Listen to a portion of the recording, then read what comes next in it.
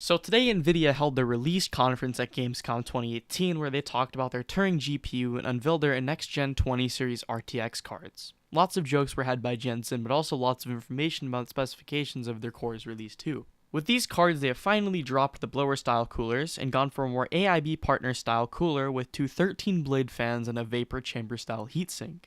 These cards are available for pre-order now on Nvidia's website and will be available for purchase everywhere September 20th, 2018. The 2070 costs $499 base, while its Founders Edition counterpart costs $599. The 2080 costs $699 base, while its Founders Edition counterpart costs $799. The 2080 Ti costs $999 base, while its Founders Edition card costs a whopping $1,200. The VRM on these cards is insane, especially the 2080 Ti, which sports a whopping 13-phase VRM. The 2080 cuts that down to only 8 phases, and the 2070 cuts that down a little bit further to 6 phases. The 2080 Ti recommends a 650-watt PSU because the card at stock consumes a whopping 250 watts of power supplied by two 8-pin connectors. The 2080 also recommends a 650-watt PSU because the card consumes 215 watts at stock, supplied by an 8-pin and a 6-pin connector. The 2070 isn't as bad as those two though. It only recommends a 550 watt PSU and only uses 185 watts, only using a single 8-pin power connector to supply that. The 2080 Ti has 4,352 CUDA cores, a boost clock of 1,545 MHz, and a base clock of 1,350 MHz.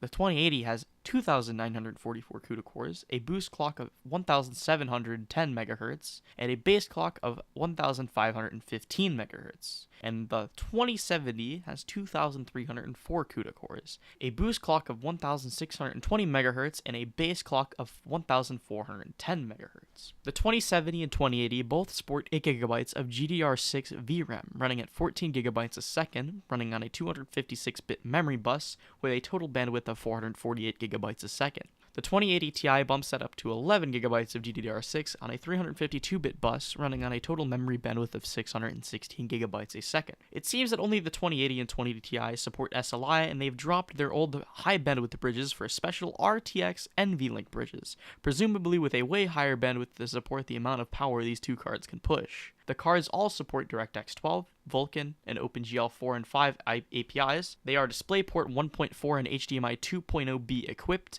and HDCP 2.2 compliant. Along with that, they have NVIDIA GPU Boost 4. One thing I missed on that list is something odd to me that I'm intrigued to learn about. They all support USB-C and Virtual Link. The maximum resolution these cards can push is 7680 by 4320 over DisplayPort, HDMI, and USB Type-C, which I'm guessing can be used to not only push data, but presumably power the display it's connected to.